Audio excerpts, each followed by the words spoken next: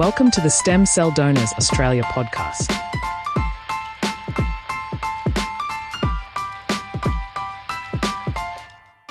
This month, we chat with Yoni, who joined the registry at 18 and didn't think much about it for years. He shares what it was like when he finally got that life-changing call, the donation process itself, and how it felt, knowing he could help someone he'd never met.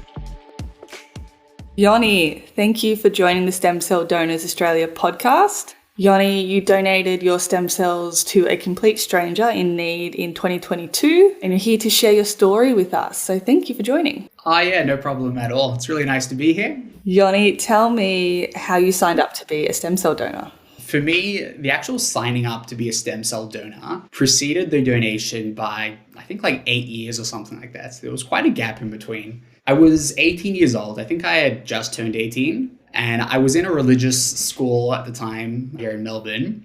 And one of the faculty members at this school kind of made an announcement one day and said, look, for everyone who's 18, there's someone in the community who is, in really desperate need of a stem cell donation. And we're looking for people to sign up to the registry to see if we can find a match. Something I found out throughout the process is that you're a lot more likely to match with someone who shares a similar ethnicity to you. So in that case, for me, it was the Jewish community. And so there was someone in the Jewish community that was pretty unwell. So I kind of went with a bunch of friends and we thought, you know what, why not? Let's do it. It'll be a nice thing to do. Maybe we could actually help someone. And also we were able to take a few hours off school. So it was let's go for it. It sounds great. So we went with this faculty member. We all signed up together. We had a bit of a laugh, good times. They took our blood. It was a really simple, easy process. And I remember at the time, this faculty member, he took photos of all of us going, to put it in the school newsletter or something like that. And 8 years later, after I had finished the donation, he actually messaged me the night after I had donated and sent me this photo of myself from 8 years earlier. And was like, this was the moment you signed up. I don't know if you even remember this. And so it was a really nice throwback for me to kind of look back and be like, wow, that one random action I took, years earlier had actually resulted in this donation. Yeah. So he obviously knew you were donating though. That wasn't just a coinky dink he sent that photo? So I don't know. It could be that my mother had spoken to him and mentioned that I was donating or something like that, or he had heard word that I was doing this donation. But yeah, he sent me the photo that night and it was just a really nice moment. Yeah, I don't know exactly how we found out. Yeah, that's funny. So you signed up via Lifeblood, I would imagine then? Yeah, so I can't even remember what year it would have been, 2013, I think. Yeah, I think in those days it would have been Lifeblood. We went to basically a blood donation center just around the corner from us. And then I think, while you were there, we went specifically for the stem cells, but also I think a lot of us just went and actually donated like a liter of blood while we were there anyway. Yeah, nice. Good on you guys. And so for those who are listening who might not know how to sign up, you can still sign up via Lifeblood. When you go to donate blood or plasma, you can just ask them that you'd like to register as a stem cell donor and they'll take an extra vial of blood and register you on the donor registry. Alternatively, you can now sign up via cheek swab, which I don't think would have been around 10 years ago. I think it's only maybe 5 years old now. So yeah, you can register if you're 18 to 35 via our website for a free cheek swab kit that gets sent to your house. Yeah. It's good to know that these days you do have that option of the cheek swabs. Yeah, absolutely, because you can, reach so many more people. You don't have to leave your house to sign up, except if you sign up via cheek swab, you have to send the cheek swab back. People often will sign up, they'll get sent out a kit, they'll do it, and then they won't send it back. It's kind of like returning something that you've bought that you don't want anymore. Not in the sense that you don't want it, but it's like that extra annoying step going to the post office, going back to return something. Guys, you got to do it. Yeah, you got to send it back for that to work. You got to send it back. It's the main part. But we actually find 50% of the swabs that we send out don't get sent back. So we kind of hound people a little bit. But anyway, when you first signed up when you were 18 and you heard that someone in the community was sick and needed a stem cell transplant, did they explain to you the seriousness of the illness at the time? Did you guys understand how signing up would potentially save someone's life? So we certainly understood the seriousness of it at the time. because I think people in the school knew this person and they probably knew how sick this person was. And yeah, that was kind of how it was pitched to us. It was kind of pitched as being like, sign up, you never know, and you could genuinely save this person's life or at least really improve the quality of their life. So I think that was definitely a pull for us. Like I joke about the fact that we got to take a couple hours off school, which was great. But there was a real motivation there that you could seriously help someone in need. And also, I think most people have been affected by having someone that they know that's been really sick through cancer or something similar. And so I think the idea that you could sign up and really help someone, that definitely wasn't lost on anyone. And it was certainly a consideration. So I remember at the time, yeah, that was definitely in the back of my mind. I was like, this really could help. So yeah, like it's good. My friends, they kind of make fun of me now. If ever they want to kind of like make fun of me, they're like, "Oh, look at you, Mr. Lifesaver." That's cool though. Like you've done something that's kind of a once in a lifetime opportunity. Like not many people get to do what you do. So for those who don't know and who are listening, stem cell transplants save the lives of people living with blood cancers and blood disorders.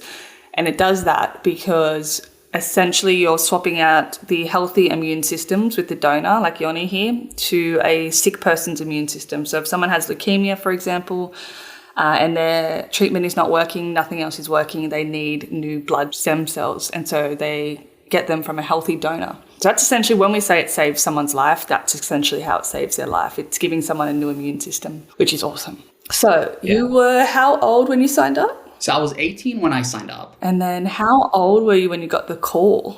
Yeah, so I was around 26. I was right towards the end of my university degree at the time, because I was in America for a few years, came back and only then started studying. Yeah, so I was around 26. It was a bit of a gap later, but I remember it as clear as day when I can't really say I got the phone call because I missed the phone call.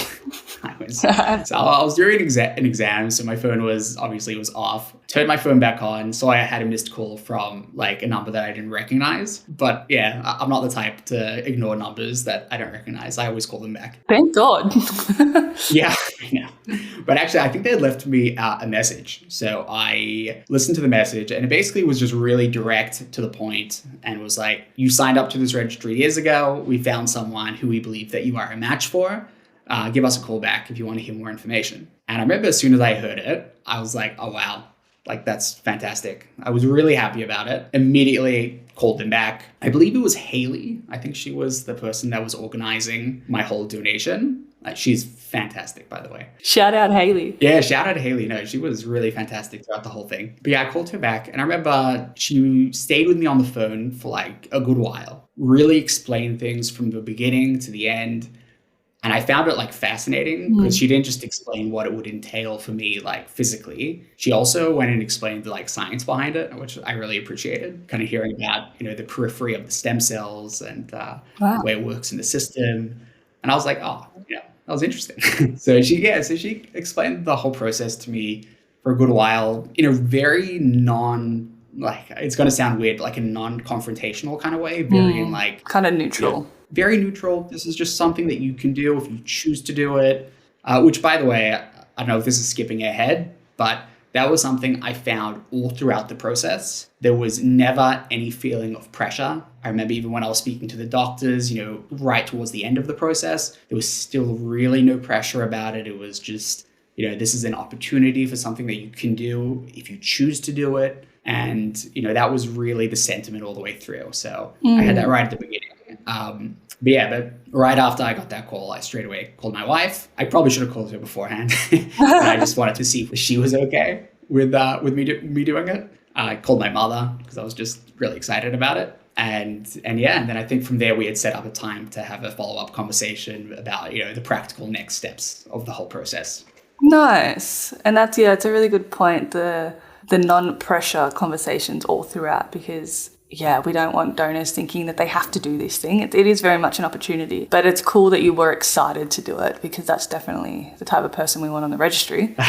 I remember being surprised because when I first heard about this donation, I think it was still called a bone marrow donation, which I had had the understanding of that being a really invasive surgery where they have to dig into the bone and you're in hospital for like a week or so. And that was what I had actually thought to myself I would be doing. And then during that first conversation, she was like, oh yeah, we don't have to do that anymore. Like science has taken us to a place that we can actually, do it really in a non-invasive way. And that was quite a relief. A relief, I'm sure.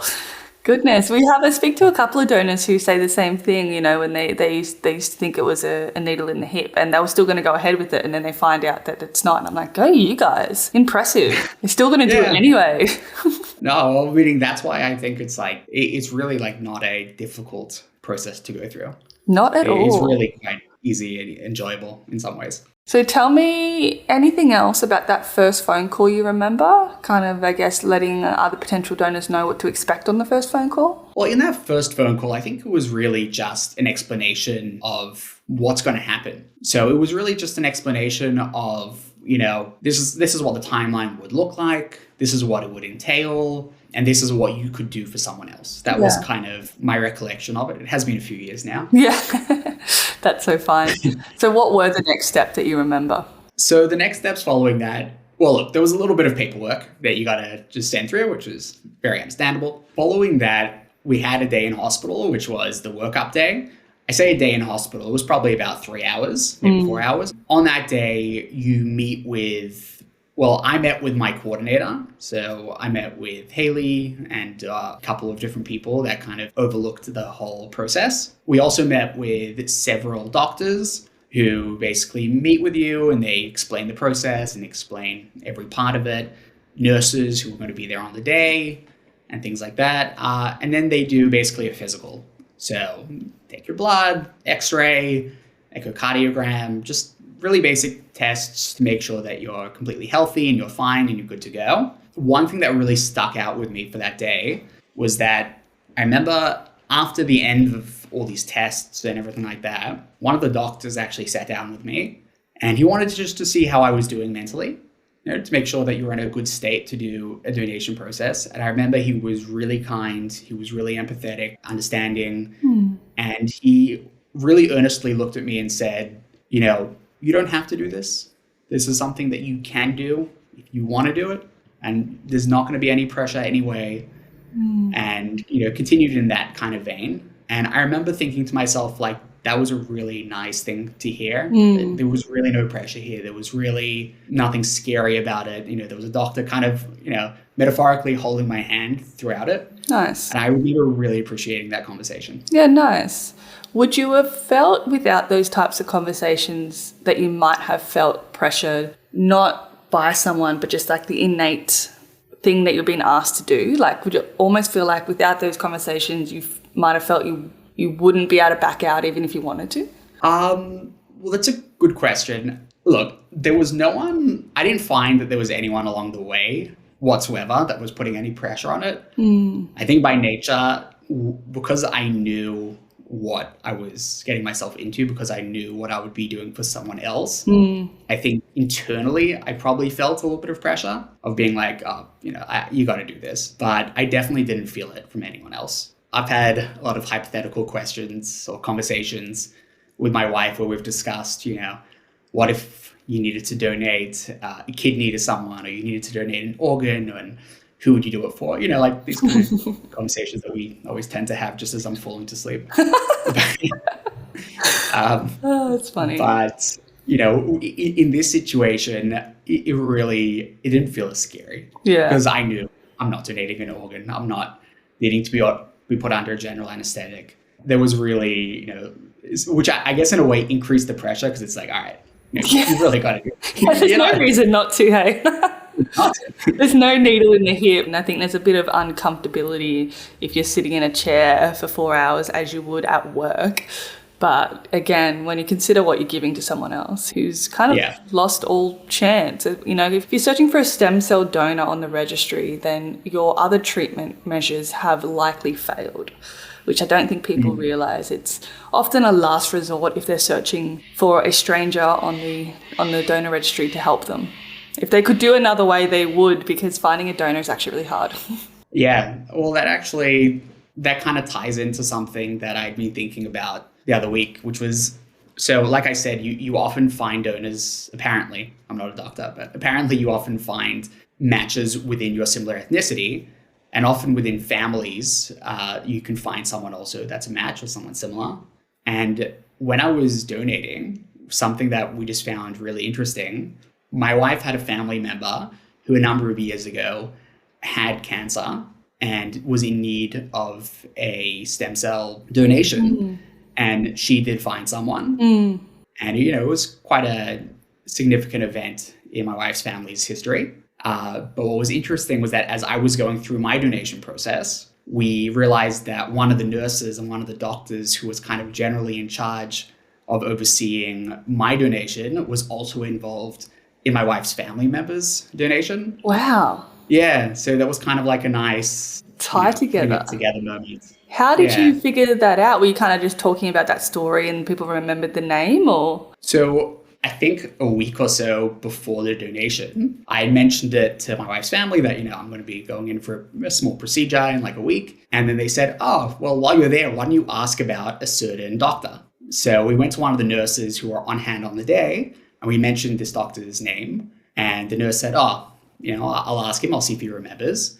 And so this nurse went out, spoke to the doctor, and he said that, of course, he remembered. But then the nurse said that she herself remembers that she was actually involved in that process. I just got chills. Earlier. That's cool. Yeah, it was like a really, wholesome kind of moment for us. Totally. My wife especially. Nice. And how did your wife's family member's transplant take? Is that person doing well now? Yeah, completely better. I was just speaking to this person a few days ago. This person had a pretty serious cancer and is, doing completely fine today. Stem cell donors saving lives. Yeah, no, thank God. Well, it wasn't me that time. Well, getting back to your story. So you've mentioned Hayley a couple times. Hayley would have been your coordinator. And so she would have been with you through the whole procedure from start to finish, not necessarily on the day, but walking you through as a kind of a contact support person. Yes. So I was very thankful towards her. She was really fantastic throughout the entire process. Yes, you are assigned a support coordinator throughout the whole process. And I don't know if people realize this. So from the very first phone call, you have someone supporting you. But then actually up until I think a year after your donation, you also have the same person checking in on you, making sure you're okay. So this is, a week after your donation, you have a check-in, and a month after, and 6 months, and a year, and you really are supported. And any questions that you would have throughout the whole process, you can just shoot them an email, a text, a call. They get back to you really quickly.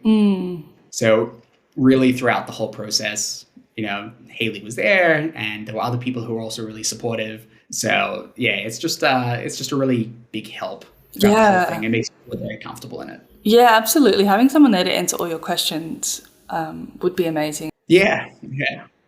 So you've done your workup, which is a half-day health check, just making sure you're fit and healthy and willing. And then what happens? So as part of the health check, again, they take your blood pressure, everything like that. Just by the way, on the day itself, I was really happy to have a whole workup because I don't think I'd had just a regular checkup at a doctor in like a couple of years at that point. So it was just really helpful to have that done. Following your whole workup, about maybe a week later, you are expecting a call from them just to make sure that all the samples that they took from you have come back clear and healthy, and that you are in fact a proper match for the person that you'll be donating to. So I remember for me, I was actually a little bit nervous in those days in between because at this point I'd been through this whole process. I was really amped up to just do the actual donation. So I was like, oh my God, I hope everything's fine. I hope everything's okay. And got the call a few days later. They said, yep, absolutely all clear. You're good to go. Now we're going to set the date for the actual donation. Now, I imagine that there's probably a bit of a balance between making sure everything is set up in time, but also getting the stem cells to the recipient in time, because they're obviously pretty unwell. So I think there was about a 6-week gap between the workup and the actual donation. So a day was set. They just double checked with me that day would be fine, which of course it was. And then I had basically 6 weeks to just kind of relax and don't do anything too stupid and get myself injured or anything like that. And then, it came the day of the donation itself. So part of the process preceding the actual donation is that you need to get a couple of injections a day for about 4 days, which is not scary. On your workup day, they give you the injections to take home with you. And they're not the type that needs to be administered by a doctor. You can do it yourself. You just do it into your stomach, and it's kind of just like a push pen. Very simple to do. I am a little bit queasy, so I got a family member who was a doctor. I went to him every night and said, can you just do this for me? And I'll just close my eyes. And so he said, sure. So you do that for the days leading up to the donation. Really simple, really easy. I do know a lot of other donors have some pain on the third and fourth day after of those injections. I had that as well. I remember I did have some like lower back pain because I think the stem cells are busy coming out of the bone marrow. But a bit of Panadol took care of that, and I was totally fine. So that's just one of the things you got to do in the lead up to the day. Yeah, that's a good point to highlight as well. Because some people do get a little bit of pain and some people don't. But what the pain is as you mentioned, the stem cells coming out of the bone marrow. And it's a similar pain as you'd get to when your body is fighting a sickness, because that's what stem cells are when we spoke about what the immune system does there. And so when the stem cells are coming out into your bloodstream, it's almost like it's your immune system in overdrive. So you're producing more stem cells than what you usually need, and that's what would happen sometimes when you have the flu. And then that achy joint pain is actually your body fighting what would usually be a flu, but in this case, it's preparing to give those stem cells away to help someone else fight their sickness. That's really interesting. I didn't even know that. Yeah, it's interesting. Hey, so now next time I have the flu or something and I have that joint pain, I'm like, oh, this is what's going on in there. Yeah. I heard the GCSF injections are quite similar, I guess, to an insulin injection in the way that it's very self-administered. So I guess it's cool that you were able to, even people who are queasy around needles and they find this part of the process a bit of a turn off in joining, your story is actually really great for them to hear because, you can just get someone else to do it for you. Yeah. My wife kept saying to me, she was like, can I do one? You wouldn't let her? I was like, just let the doctor do it. Let me just get this over with. That's funny. She might have done one. I think she might have actually. Yeah. But yeah, I do know most other donors just do it themselves. Yeah. The first one's the hardest. Yeah. And then I think it's by day 4, you're like, eh. Yeah, exactly. Just get it over with. So tell me about your donation day. So did you just take a sick day or an annual leave day? How did your work respond, I guess, to this? So my work at the time, they were really supportive about it. Nice. They said, I explained to them what was happening. I believe the doctors that are part of the organization, they also give you a letter kind of explaining what you're doing and saying, this is legit. This is legit. We're not harvesting their organs. So I don't think I even needed to show that to work. I just explained to them what was going on and they were really supportive of it. They said, absolutely, just go for it. Take a sick day. And that was kind of it. And then the day after, it's recommended that you kind of take a rest day or, you take it easy for a day or two after the process. I remember that, honestly, the next morning after the donation, I woke up feeling completely fine. And so I didn't even take a sick day for that. I said, I'm fine. But I know that there are some donors that don't feel that. They do feel a bit weak the next day, but that wasn't my experience at all. Yeah, we do get a bit of a varied response. Everyone's fine. I think some people are either tired, maybe a little bit drained. They might need a rest day, but that's the extent of it. I can't say I felt any side effects or anything. Amazing. The next day. It's crazy, hey, how you can do such a significant thing and your body's just back to it. Yeah, literally. I think, to be honest, even the night after the night of the donation, I don't think I was really feeling any, if anything, I was just feeling maybe, that feeling when you've been sitting for a long time without getting up. Yeah. Maybe that was the extent of it. And you would have been feeling really good about yourself too. Yeah, it was pretty good.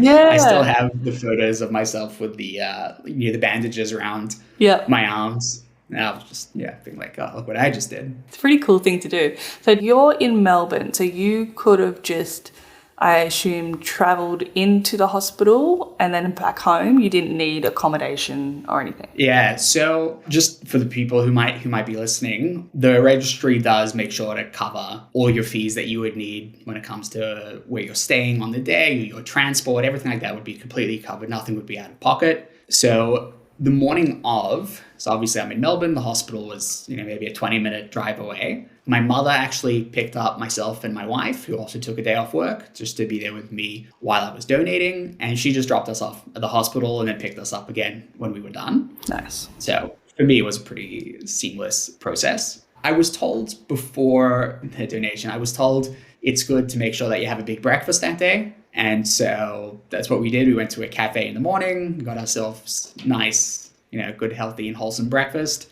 showed up to the hospital. I think if I remember correctly, there was someone there even to like greet us and take us to the right floor. Went to the floor, just had to wait a little bit. And then a nurse escorted us into the hospital room. And that was kind of where we were located then for the rest of the day. So before we began, we had an assigned nurse who had already known me, who I had already met on the workup day. And she just again explained the process.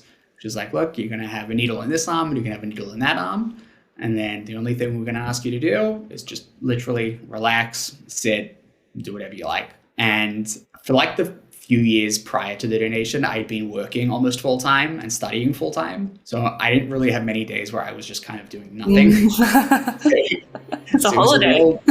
It was kind of a change of pace for me at the time. So I remember I was just sitting there in the hospital. My wife was sitting next to me. We started watching some movies, some TV. I think we listened to some music, just kind of hung out. And then every hour or so, someone would come in to check up on me, to see how I was doing, to chat. So I had all these wonderful nurses and doctors coming in and just being really friendly, really nice, checking the progress of everything. My wife went and took some videos of the whole thing just to remember it for later and everything like that. But really, there's not like a huge amount to say about the donation itself, because it really was as simple as, the nurses just putting these needles in, hooking you up to this, pretty cool looking machine. And then just, there's nothing else for you to do.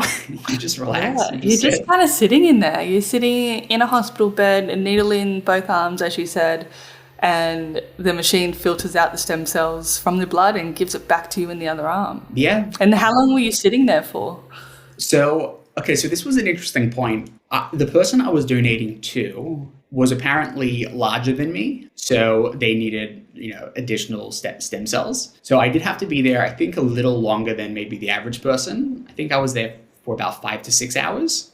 But I do know for a lot of people it's less than that. But yeah, it was about 5 to 6 hours. And yeah, I was just sitting in the chair. I don't know, we watched a lot of Modern Family. Yeah. And yeah, at different points, people came in to give us food and drinks and things like that. We had brought food with us as well, just in case. So yeah, it was really just a really nice, relaxing day. Yeah. I was made really comfortable. I had nurses coming along, giving me blankets and heat packs, because I guess for some people you can sometimes feel a little bit of pain around where the needle goes in, but you can just put these heat packs on there and then it basically makes it just go away. Nice. The only, I would say, issue I ran into the day was that just one point I needed to use the bathroom. I was going to ask. And so that was just, it took a little bit of logistics to get that going.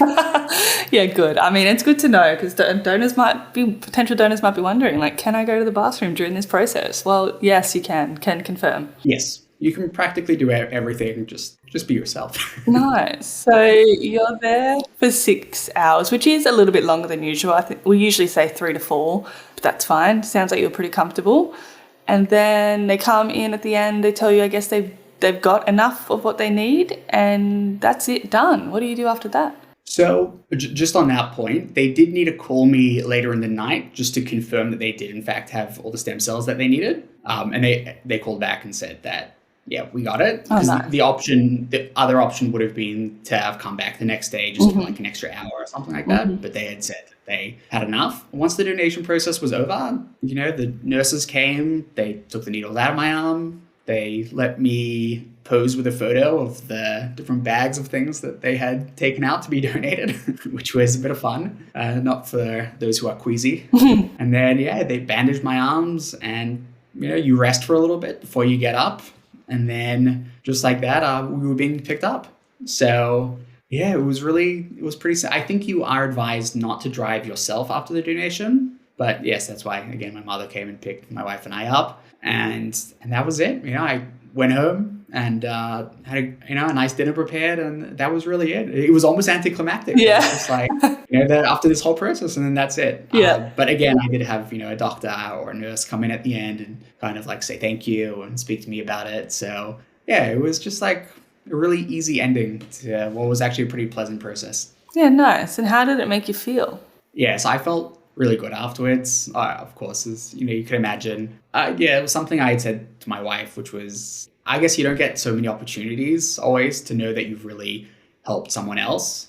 But for me, I felt, this was one time in my life where I've really helped someone else. And Absolutely. yeah, so it was a special moment for me. Highly encourage it to other people. But there was really no other feeling like it. So what would you say to someone who's potentially thinking about joining the registry but's not sure?